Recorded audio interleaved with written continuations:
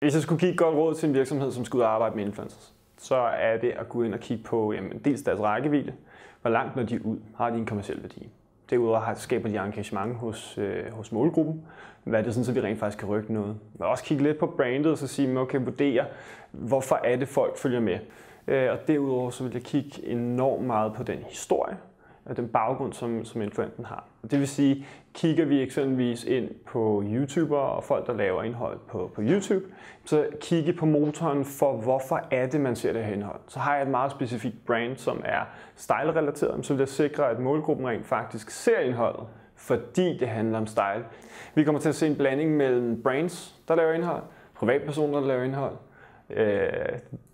Overordnet set er det meget, meget let at spå om. Der kommer til at være tonsvis af indhold, og vi kommer til at slås om seernes tid.